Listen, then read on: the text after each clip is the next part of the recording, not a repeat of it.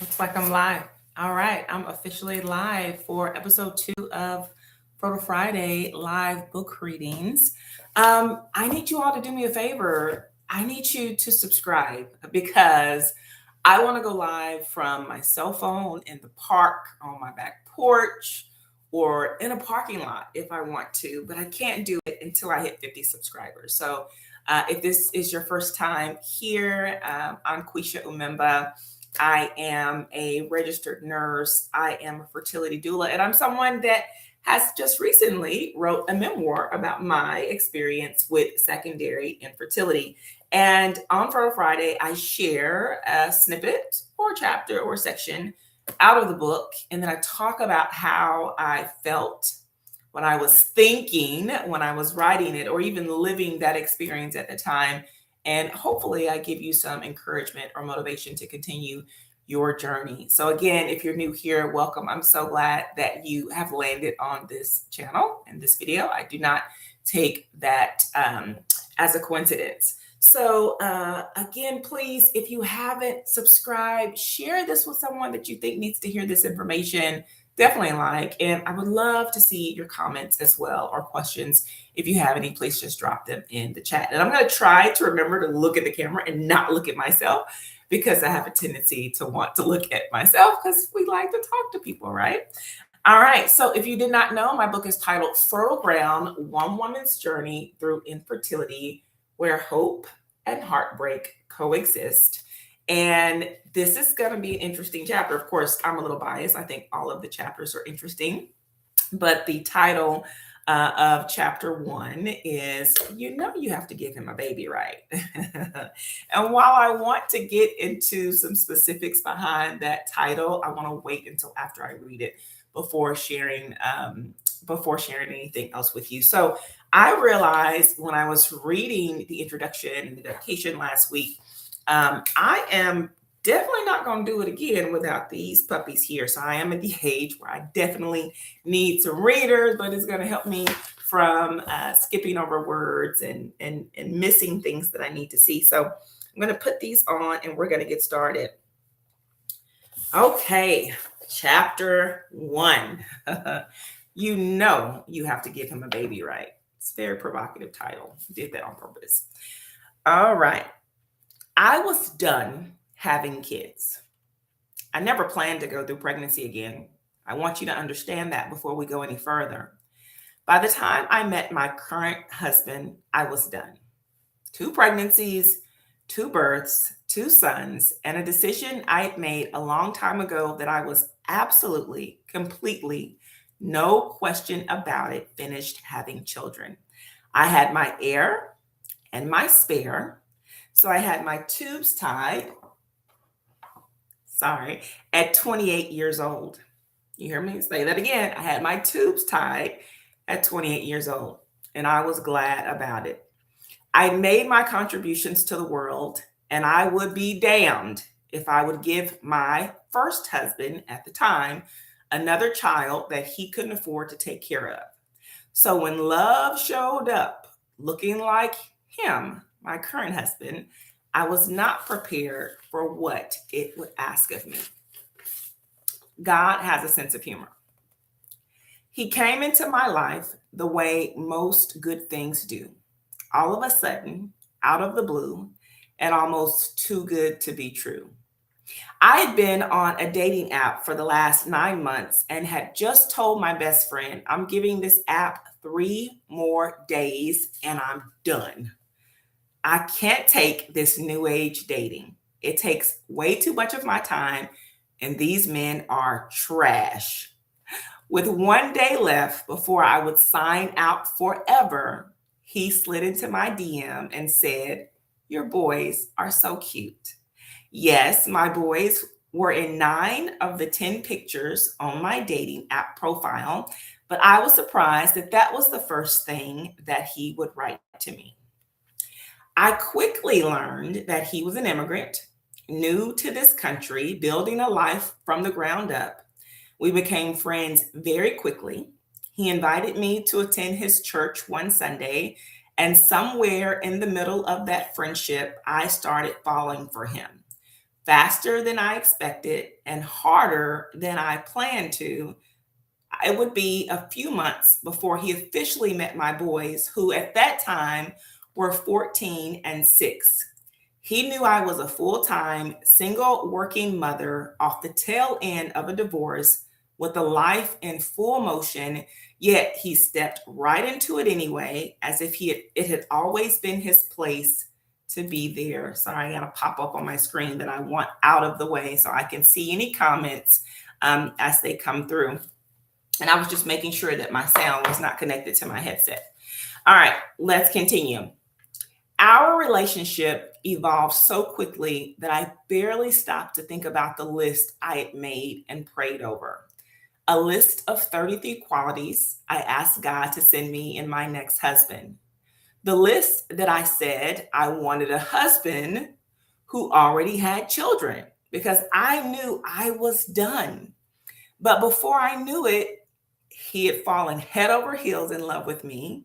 And if I'm honest, I fell in love with how much he loved me and how he showed it. I didn't give much thought about it, what it would mean to fall in love with a man who never had children of his own. But a friend of mine quickly brought me back to reality by speaking the truth out loud. As a West African herself, she learned he was single, had never been married, didn't have any children, and was the first son in a Nigerian family. She looked me dead in my eyes and said, "You know you have to give him a baby, right?" I laughed it off at first, but her words stayed with me longer than I expected them to. Somewhere underneath the nervous laughter, I knew that she was not wrong. For the first 3.5 years of our marriage, I kept finding reasons to put off having the baby conversation. I told myself he was happy and satisfied with my children. I told myself my 2 boys were enough, that our family was whole, that he had not married me for what I could produce, but for who I was. I was living in what I could only describe as la la land, and I stayed there for as long as I could. But every year I got older. Every year we got closer to 40, and every year I could feel his anxiety growing too. Even when he did not say it out loud. Eventually, though, he did say it out loud. He was gentle about it. He did not exactly give me an ultimatum, but he made it clear he wanted a child of his own. And he was asking me, as his wife, to consider making that possible, and sooner rather than later. Begrudgingly, I agreed. And my agreement was meant the way you mean something when you're terrified of it, but you love someone enough to be terrified and still do it anyway. Fine, I said. I'll get my tubes reversed. I'll get pregnant. I've done it before. It wasn't the best experience, but I got something good out of it, and it won't be the end of the world. I had no reason to think that this would be anything other than straightforward. But between you and me, I was not excited. I was scared. I was nervous. I was anxious. I did not see myself at almost 40 years old starting over with a baby. The sleepless nights, the diapers, the newborn stage that breaks you down to nothing before it builds you back up. I had done that. I had been there twice, and I had closed that chapter on purpose. But I love this man, and I wanted a life with him. He was such a good father to my boys. I knew he deserved to have his own children, and I wanted that for him more than anything. So I started making calls. First stop, a fertility specialist. Since my tubes were tied, I knew a tubal reversal would be needed in order for me to get pregnant. The first stop was a reproductive endocrinologist who is a doctor who specializes in infertility. I went in expecting a routine visit, a green light, and a care plan. What I got instead was my first real sign that this road was not going to be as smooth as I thought. I just had no idea how bumpy the ride was about to be. During one of the tests, he looked at me, the physician, Where was I at? He looked at me. I just lost it that quick. Okay, there we go. He looked at the lining of my uterus and found two small fibroids. Fibroids are growths that develop in and around the uterus. They are not cancerous, but they can cause problems, especially when you're trying to conceive. Now, interestingly enough, I never had any signs that I had fibroids. I never had painful or heavy periods or any of those symptoms that women often complain of. So, finding those fibroids felt like the ground was shifting under my feet before I had even taken a single step. Now, my clock was ticking and I was sliding into 40. I needed to get this process started already. And the doctor telling me that my fibroids had to be removed before we got started because they were sitting on the lining of my uterus, right where an embryo would implant, whether I got pregnant naturally or through IVF, also called in vitro fertilization. And we'll talk a lot about that in future episodes. Now, if I were going to give myself the best chance, I needed to deal with this first. So I did. I had elective surgery to remove the fibroids and I healed. 4 months later, I went back in for an elective tubal reversal. So I'm going to leave it there. I actually thought I was going to read all of the chapter, but I think there's so much to dig into in just the little bit that we've read of the, and actually we've read half of the first chapter. So let me go back to this because I know some people will see the title of this book or hear it. And the title is, you have to give them a baby, right? Let me just say this first. You don't have to give nobody anything, right? You don't. But the reason that it's important for me to talk about infertility is many cultures, especially African cultures, there's a lot of cultural shame and stigma that is tied to whether or not a woman can conceive or whether or not a couple can have children. And when my friend heard that he was single, he was not married, he didn't have any children, and he was the first son in a Nigerian family, what she was saying to me when she says, you got to give him a baby, right, is that there's so much of a cultural, how can I say the word, reverence for multiplying and having children that it's almost unheard of to not think that it would not be an option or the only way to go. We had talked about it before we decided to get married. I had did research about it as well. And although I was reluctant, you honestly just have to know my husband to know there's some people you can make that level of a sacrifice for. And he's so selfless and sacrificial in the things that he does for me and does for our family that it's like, you know what? There are worse things, right? If I can give a man 2 kids that wasn't sacrificial, right? And I don't want to berate him any more than that. So I'll just leave it at that. But if I could do that for someone who, in my opinion, did not deserve it, then certainly someone who I know deserves it and I know would be, as he is today, an excellent father, I was willing to risk that, so to speak, if that's what you want to, if that's, if that makes sense. So I just want to say that, first of all, you don't have to give anybody a baby. But that was the situation that I was in, and that is what we ultimately decided. I thought that the tubal reversal process was going to be cut and dry for me. Getting pregnant was going to be cut and dry for me. I never had an issue getting pregnant in the past. Only had 2 pregnancies, right? Didn't have a miscarriage at that time. Had not experienced any kind of pregnancy loss, setbacks, or anything.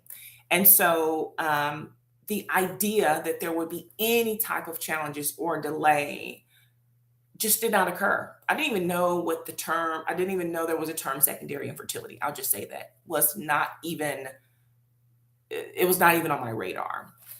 So that's the first thing that I want to point out. There was something else I want to point out. I think I'm going to start using a highlighter because I don't read these beforehand, just to let you know. I really want my reaction and the emotions that, of course, that I invoked when I was writing the book, but I want to almost go back there again so that I'm giving you real, raw, authentic, and honest reflections of what life was at that time and my experiences, and how that ultimately has shaped me moving forward. Um, there was a couple of things. Okay, so I did, yes, I made a list of 33, let me slow down, qualities that I wanted in my next husband.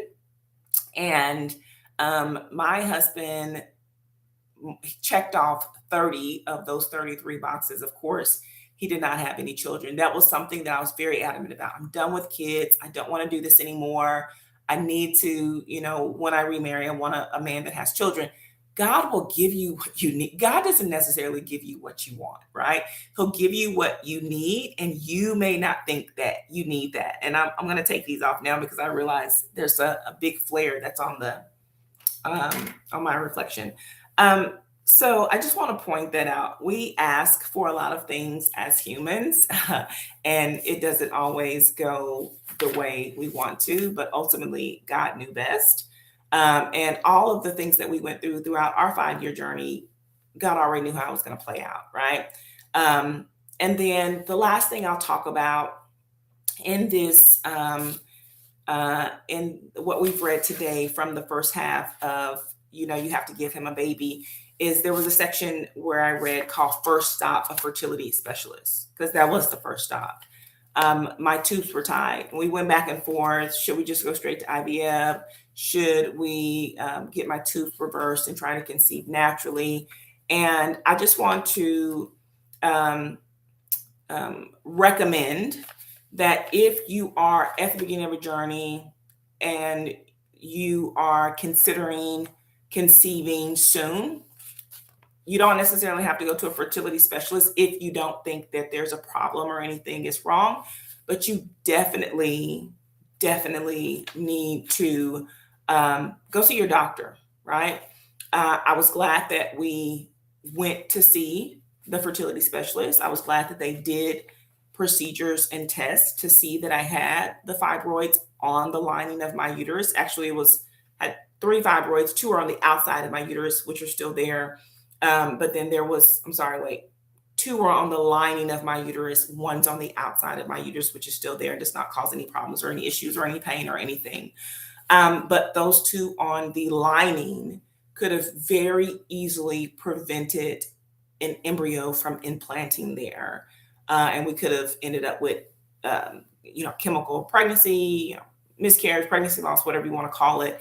And so we were able to prevent that, not future losses, but losses can come from a lot of different reasons. And so I'm still very happy that we went in that direction. I'm still very happy that I ultimately chose to start with the tubal reversal and not IVF because, and this is a little teaser, we ended up conceiving for our miracle son after years of failed IVF, right? And so it still was the best decision for me. And so I recommend, if you are considering expanding, growing, starting your family, immediately go and be seen by an OB, or get a referral from your OB to see a reproductive endocrinologist. So I'm going to leave it there for today. We'll finish out the second half of chapter 1, again, which is titled, You Have to Give Him a Baby, right? And in the second half, I'm going to be talking about a door that God left open. And the second section is called A Glimmer of Hope. And so I'm really excited to share more about that door that God left open and the glimmer of hope. So if you are liking what you're hearing so far and this is resonating with you and you'd like to hear more, click the bell so that you can be notified whenever I go live on Fertile Fridays to do live book readings, and consider subscribing. Everybody that I know knows someone that is dealing with infertility. And so if you happen to know someone that is on their journey in their season of infertility that could use a trusted advisor, someone who's been there, who's done that, and certainly understands and is willing to walk with them, I'm happy to be a trusted voice um, for them, either indirectly through my YouTube channel, as you're watching and listening now, or directly, and that's as their fertility doula. So you can visit the website fertilegroundus.com for more information about what a fertility doula is and does. But check out the other videos on my YouTube channel to learn more about me and how I serve women in their season of infertility as well. And that concludes Fertile Friday for today. Hope you enjoyed it. I look forward to seeing you next week. Take care and God bless.